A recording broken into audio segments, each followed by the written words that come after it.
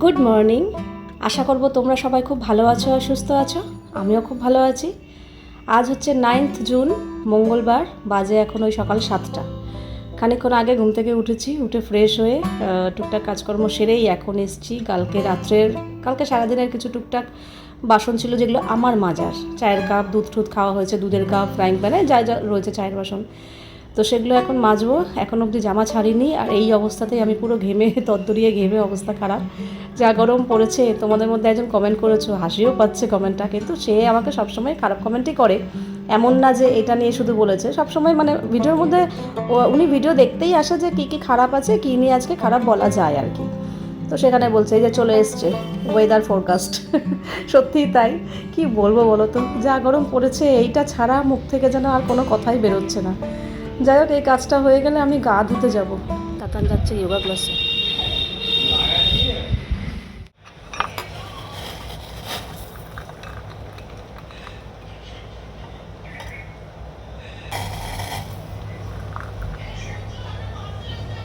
এখন 8:30।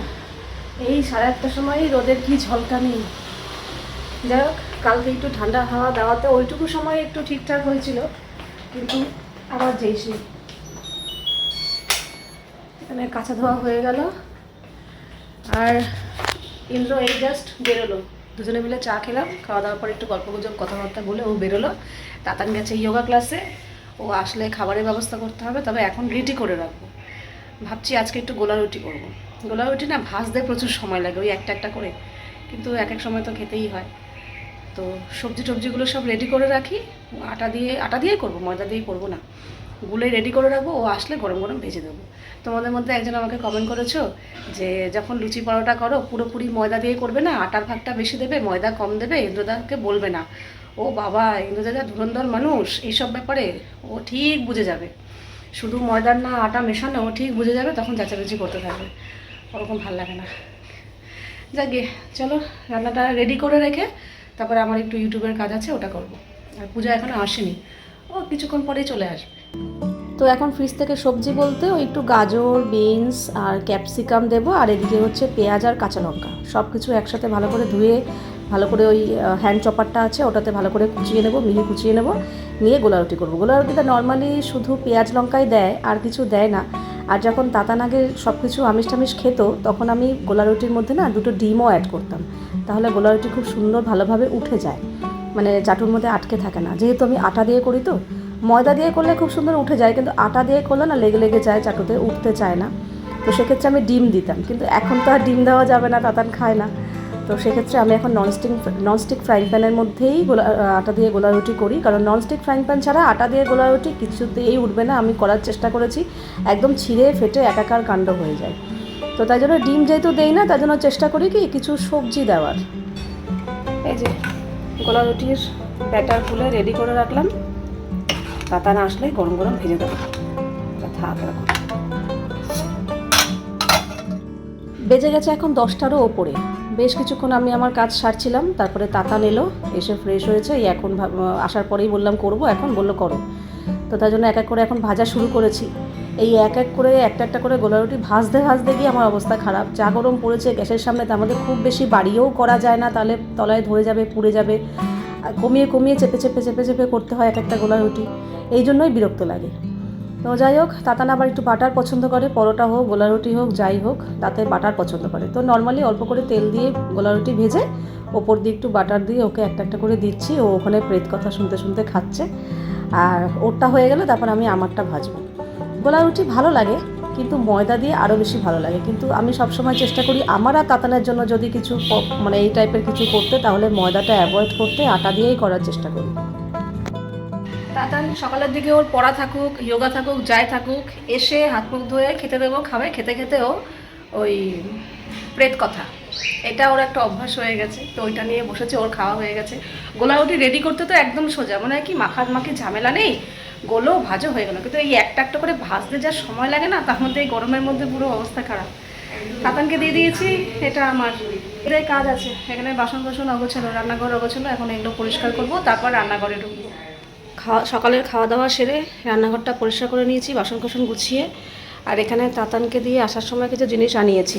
ও তো যোগা ক্লাসে গেছিলো, তো আসার সময় এই যে দুটো দুধের প্যাকেট, একটা সর্ষের তেলের প্যাকেট, নুন, রেড চিলি সস আর ছোলার ডাল, এই কটা জিনিস আনিয়েছি। আর এখানে দুপুরে রান্নার সব বার করেছি। কলমি শাক তো আগের দিন বেছেই তুলে রেখেছিলাম, তো জলে ভিজিয়ে রেখেছি, এটা ধোবো কাটবো। এখানে বেশ কিছু ভেন্ডি বার করেছি, এটা সেদ্ধ দেব, ভেন্ডি সেদ্ধ বেশ ওরা সবাই খেতে ভালোবাসে। কাঁচা আম বার করেছি, মটর ডাল, কাঁচা আম দিয়ে মটর ডাল হবে। আর এখানে বরবটি বার করেছি, বরবটি আলু ভাজা করব। সবসময় বলে তুমি তো সবসময় বাবার পছন্দেই রান্না করো, আমার পছন্দে কিছু করো না, আজকে ওকে জিজ্ঞাসা করবো। হ্যাঁ মাম, কলমির শাক এনেছে বাবাই, কুমড়ো দিয়ে ঝোল খাবি না কলমি শাক ভাজা খাবি? আগের দিন ভাজা, ঠিক আছে। দেখ তুই সবসময় বলিস তুমি সবসময় বাবার পছন্দের রান্না করো, আমাকে কিছু জিজ্ঞাসা করো না, ঠিক আছে? আজকে ভাজা তাহলে, ঠিক আছে।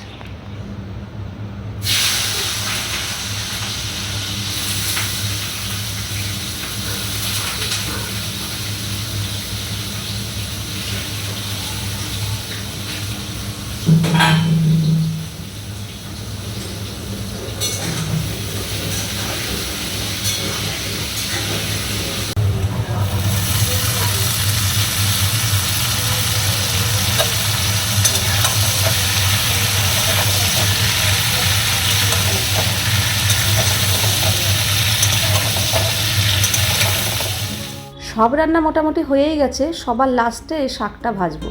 কলমি শাকটা ধুয়ে নিয়েছিলাম, ধুয়ে জল ঝরে গেছে, এবার কাটবো। এই কাটার জন্যই শাকটা এতক্ষণ বসাতে পারিনি। যেগুলো কাটা হয়ে গেছিলো সেগুলো ঝটপট করে বসিয়ে দিয়েছি, যেমন বরবটি আলু ভাজা হয়ে গেছে, ওদিকে ভাত বসিয়ে দিয়েছি। আম দিয়ে মটর ডাল আগেই সেদ্ধ করে রেখেছিলাম, ডালটা সোমবারও হয়ে গেছে। আর লাস্ট এই কলমি শাকটাই বাকি ছিল। তো ওদিকে এখন সব রান্নাই হয়ে গেছে, এই এখন কলমি শাকটা কাটছি, কেটে একটু রসুন ফোড়ন দিয়ে কলমি শাক ভাজা। আমার যে কী ভালো লাগে, ছোটোবেলায় মা ঠাকুমার মুখে শুনতাম শাক ভালো লাগে এটা নাকি বলতে নেই, মানে আমি শাক ভালোবাসি কিংবা এই শাকটা আমার ভালো লাগে এটা নাকি বলতে নেই। কেন বলতে নেই জানি না, কোনো দিন জিজ্ঞাসাও করিনি, সেরকমভাবে ইচ্ছাও জাগেনি।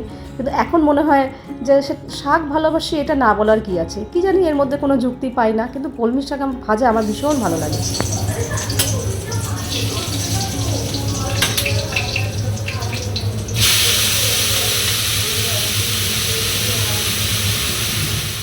ওদিকে রান্নাবান্না সারা হয়ে গেছে। আর এখানে আমি চলে এসেছি, আজকে নিচের মার কাছ থেকে জামা কাপড় নিয়ে এসেছিলাম, সেগুলোই এতদিন পর আজকে কাচতে দিয়েছি। সবার আগে মারগুলোই কাচতে দিয়েছিলাম, যে চাদর টাদর তো তাড়াতাড়ি শুকিয়ে যাবে। তো শুকিয়েও গেছে, এই এখন আমার আবার জামা কাপড়গুলো কাচতে দিয়েছি, সেগুলো এখন মেলে দেবো, কারণ আজকে বেশ ভালো রোদের তাপ আছে, ভালো গরম আছে, তো শুকিয়ে যাবে। মা এসছে ছেলের সাথে কথা বলতে। আর এখানে আমার রান্নাবান্না হয়ে গেছে, এই হচ্ছে কলমি শাক ভাজা, এটা এটা আগের ভাত, এটা হচ্ছে আলু বরবটি ভাজা, আর এই হচ্ছে আম দিয়ে মটর ডাল, কালকের একটু আলু বড়ি পোস্ত আছে। আর এখানে ভাত উপর দিয়েছি, ভাতের মধ্যে একটু ভেন্ডি সেদ্ধ দিয়েছি।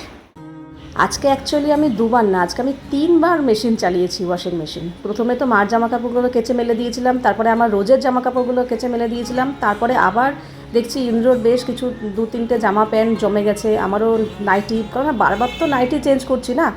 আর এই নাইটি আমি তোমাদের বলেছি এমনিই আমি জল ধোয়া করি না কখনোই, সার্ফ দিয়ে কাচি, শীত গ্রীষ্ম বর্ষা 12 মাসে, তার মধ্যে এখন ঘামের নাইটি তো প্রশ্নই নেই, আমার নাইটিই কত হয়ে যাচ্ছে। তো সেক্ষেত্রে আবার আমাকে ওয়াশিং মেশিন চালাতে হয়েছে। তারপর তাতানেরও কিছু জামা কাপড় এদিক সেদিক বেরোয়, সেগুলো তো 3বার চালিয়েছি। সকালে একবার মারগুলো শুকিয়ে নিয়েছি, দুপুরের দিকে আমার রোজেরগুলো মেলেছি, আবার খাওয়া দাওয়ার পর বিকেলবেলা ওই 4টে সাড়ে 4টে নাগাদ আবার আমি আরেকবার যে কেচেছি সেগুলো মেলে দিয়েছি, সেগুলো সন্ধ্যে টন্ধে অবধি ছিল, রাত্রেবেলা তুলে নিয়েছি, শুকিয়ে গেছে। তো এখন ইন্দ্রকে খেতে দিয়ে দিচ্ছি, বাজে এখন মাত্র দুপুর 1টা। তাতানকে জিজ্ঞাসা করলাম, বললো এখন খাবে না, না খাওয়াটাই স্বাভাবিক, গোলা রুটি খেয়েছে পেট ভরে, খিদে নেই। আর আমার তো স্নান টান হয়ই, আমি স্নান পুজো সেরে তারপরে খাবো। তো ওদিকে মা এখনও রয়েছে, ওর সাথে একটু কথা বলছে, একটু পরেই চলে যাবে। আর ওকে খেতে দিয়ে দিচ্ছি, কারণ ও খেয়ে দিয়েই বেরিয়ে যাবে, ও এখন তাড়াতাড়ি খেয়ে দিয়ে বেরিয়ে যায়, 1টা-1:30টার মধ্যে খায়, খেয়ে বেরিয়ে যায়। আর ওদিকে তোজো এসছে, দিদির সাথে একটু উনো খেলবে। তোজো আসেনি, অ্যাকচুয়ালি তাতান ফোন করে ডাকলো যে ভাইয়া কী করছিস, ভাল লাগছে না, একটু উনো খেলবো। আর নতুন উনো কার্ড খেলা শিখেছে, আর এখন ভাইয়ের সাথে এইভাবেই মাঝে মাঝেই খেলে, ভাইও আসে, ও নিচে মাঝে মাঝে যায়, তো এখন দুজনে উনো কার্ড খেলবে। আর এদিকে ইন্দ্র খেয়ে বেরিয়ে গেছে, তার তোজোও চলে গেছে নিচে, মাও চলে গেছে, আর আমি এখন স্নান করে এলাম। যে সন্ধ্যাবেলাটা এত গরম লাগছে না, কি বলবো, যাই হোক, ঘুমিয়েছি ঘন্টাখানেক, আর তাতান সারা দুপুর সাজগোজ করলো, নাচাকোদা করলো, আমি ঘুমিয়ে গেছি।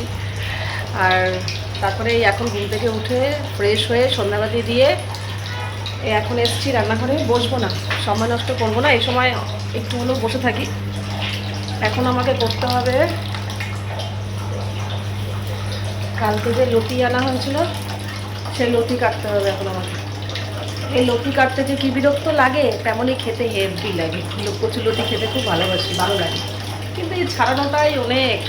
তার মধ্যে এখন এই ফ্যান চালিয়ে বসবো তো পুরো সারা ঘরে ছড়াবে। এবার কত এসি চালাবো, দুপুরে একবার চলেছে, আবার এখন এসি চালিয়ে বসবো। থাক, এখানটাই বসি, লতিটা ছাড়াই, তারপর দেখা যাক। যবে থেকে কচুরলতিটা আনা হয়েছে তবে থেকেই মাথায় চাপ ছিল যে এই কচুরলতি করতে বসবো। আর এইবারের কচুরলতিটা আমার আবদারেই এনেছে। ওই রোজ একঘেয়ে ঝিঙে পটল ভেন্ডি খেতে খেতে মানে ভালো লাগছে না, তো আমিই বলেছিলাম যে একটু মোচা কিংবা কচুরলতি এসব পেলে নিয়ে এসো, তবে যে কোনো একটা, কারণ দুটোই তো ঝামেলা ছাড়ানো। জানি কষ্ট হবে আমারই, কিন্তু ইচ্ছা করলো, ভালো লাগছে না এই একঘেয়ে খাবার খেতে, তার জন্যই কচুরলতিটা আনা। আর এবার মনে হচ্ছে কচুরলতিটা একটু বেশি পরিমাণেই এনেছে, কারণ অনেকক্ষণ সময় লেগেছে আর অনেকটা পরিমাণ হয়েওছে।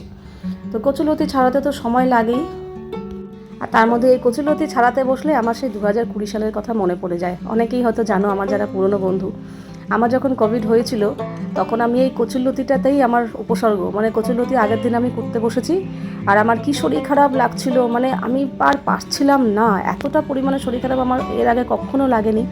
জ্বর ভাব, হাত পা ব্যথা, মানে কি অস্বস্তি, কিন্তু যেহেতু নিয়ে বসে পড়েছি আমাকে তো কেটে উঠতেই হবে, তো ভাবিনি যে এরকম হতে পারে। কিন্তু তারপর দিন থেকেই আমি একদম বিছানায়, তারপর দিন কেন, ওদিন থেকেই আমি একদম বিছানায় ফেলে দিয়েছি।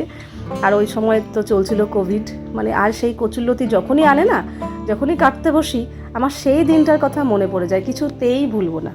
যাই হোক, অবশেষে প্রায় 1.5 ঘন্টার মতো লাগলো এই কচুরলতি কাটা হলো, কিন্তু কাটার পরে একটু নিশ্চিন্ত ভালো লাগছে। কিন্তু আমার অবস্থা খারাপ, একেই তো গরম, তার মধ্যে বেশিক্ষণ না বসে থাকতে পারি, না বেশিক্ষণ দাঁড়িয়ে থাকতে পারি, কোমর ধরে যায়। এই সিজারের হওয়ার পর এই একটা সমস্যা হয়, আশা করি সবারই হয়, আমার একার না, কোমরের সমস্যা। বেশিক্ষণ দাঁড়ানো যায় না, বেশিক্ষণ বসা যায় না, কোমর ধরে যায়, তো সেই কোমরের প্রবলেম, আর তার মধ্যে গরম, মানে দুটো মিলিয়ে আমার অবস্থা নাজেহাল।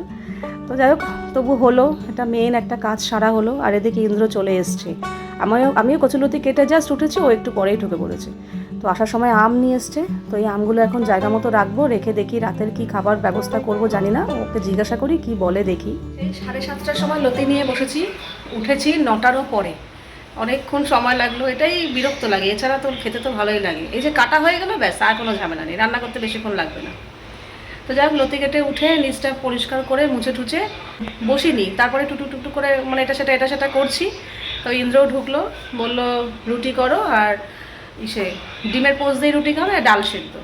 তো ডাল সেদ্ধ বসিয়েছি, ডাল সেদ্ধ হয়ে গেছে, একটু শুকনো করে, মানে ঘন করে ডাল সেদ্ধ, তার মধ্যে লঙ্কা পেঁয়াজ কুচি, নুন আর সর্ষের তেল, এইটা দিয়ে না গরম রুটি খেতে ভালো লাগে। তো তাতাম তো ওইটা দিয়ে খাবে, আর আমরা একটু খাবো, আর আমাদের মেনলি ডিম।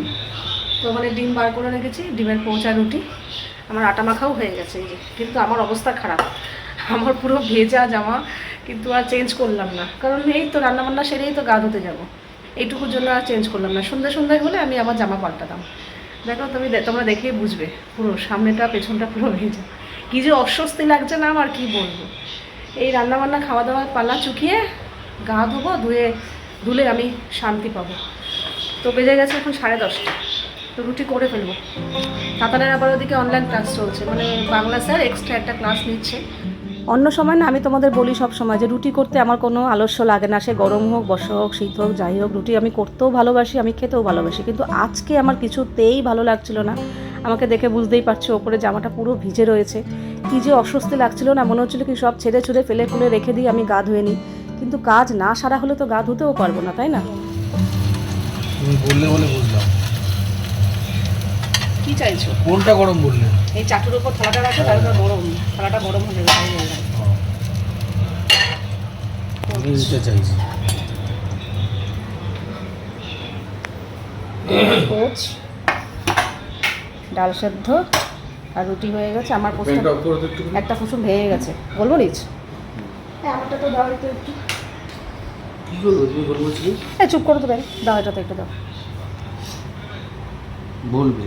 হ্যাঁ দাও না, ব্যাস। এটা দাও, হ্যাঁ ঠিক আছে। আর এখানে দেখো আমার দেখো দেখার সৌন্দর্যটা দেখো, কারটা বেশি ভালো লাগছে বলো, সত্যি কথা ঠিক বলো। আছে, তোমারটাই ভালো লাগছে, আমারটা হয়নি বললাম তো, একটা কুসুম ভেঙে গেছে আজকে, ফেটে গেছে। আর যেই ফেটে গেছে তুমি বলে ওটা তুমি খাও, আমি তোমার নাম করেই করেছি এটা। বাজে এখন 11:30। এই সমস্ত কাজবাজ সারা হলো, এদিকে সব পরিষ্কার। এবার যাব আমি বাথরুমে গা ধোবো, জানি না শান্তি পাচ্ছি না। আর একটু তাড়াতাড়ি শুতে হবে, আজকে আর বেশিক্ষণ ফোন নিয়ে সময় কাটাবো না, কারণ কালকে ভোরবেলা উঠতে হবে। তাতানের স্কুল আছে, আর আগের দিন তো স্কুল তাড়াতাড়ি ছুটি হয়ে গেছিলো বলে টিফিন নেয়নি, এসে খেয়েছিল, কিন্তু কালকে পুরো স্কুল হবে। কাজেই এসে আর খাওয়ার সময় থাকবে না, আস্তে আস্তে দুপুর হয়ে যাবে। কাজে টিফিন করে দিতে হবে, মানে আমাকে তাড়াতাড়ি উঠতে হবে। তো চলো। আর একটা কথা, আমি কিন্তু এখন ভিডিও টাইম মতো দিচ্ছি, দেওয়ার চেষ্টা করছি। হ্যাঁ, এক আধ দিন দেরি হতে পারে, কিন্তু আমি চেষ্টা করছি, হার্ট অ্যান্ড সোল চেষ্টা করছি একদম টাইম মতো রেগুলার ভিডিও দেওয়ার। ঠিক আছে? দেখো, সব কমেন্ট না নেগেটিভ হয় না, কিছু কিছু কমেন্ট যারা মানে ইচ্ছা করে অহেতুক ছোট করা, নিচু করা, অপমান করা, সেগুলো নেগেটিভ কমেন্ট। কিন্তু কিছু কিছু কমেন্ট আছে যেগুলোতে অনেকটা শিক্ষা পাওয়া যায়, আর অনেকটা জেদ আসে যে হ্যাঁ আমি করে দেখাবো। তো সেগুলোকে আমি নেগেটিভ কমেন্ট হিসেবে ধরি না।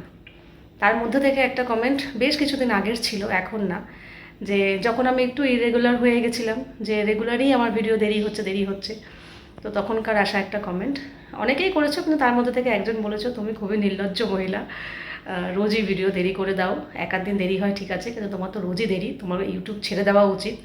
তো আমি সেটাতে বলেছিলাম হ্যাঁ তুমি ঠিকই বলেছো, সত্যিই তাই।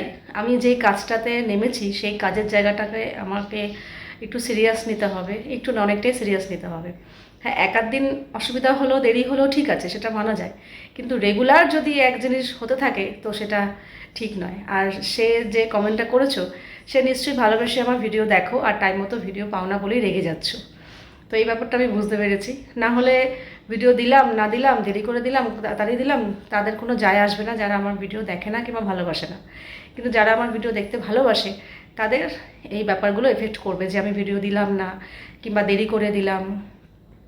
কাজেই আমি এটা ভালোভাবেই নিয়েছি, আর তারপর থেকেই কিন্তু আমি শুধরেছি। তারপর থেকেই আমি কিন্তু ভিডিও টাইম মতো দেওয়ার চেষ্টা করছি, আমার যতই অসুবিধা হোক। ঠিক আছে? তো আমি এই কমেন্টটাকে একদমই নেগেটিভভাবে নেইনি, বরং এই কমেন্টটা আসাতে আমি একটু সিনসিয়ার হয়েছি কাজের প্রতি। একটুখানি মানে কি বলবো, নেগলিজেন্সি চলে এসেছিলো আমার মধ্যে, কিন্তু আবার আমি নিজেকে ঠিক করে নিয়েছি। তো আমি চেষ্টা করব একদম টাইম মতো দেওয়ার। ঠিক আছে? তো চলো, আজকে ভিডিওটা এখানেই শেষ করছি, আবার দেখা হবে তোমাদের সাথে নেক্সট ভিডিওতে। তোমরা সবাই খুব ভালো থাকবে, সাবধানে থাকবে, সুস্থ থাকবে। তাহলে love you all, good night and tata. আর কি গরম পড়েছে, এক কথা রোজ রোজ কী বলবো, এখন যাবো গা ধোবো, ধুয়ে একদম এসি ঘরে ঢুকবো।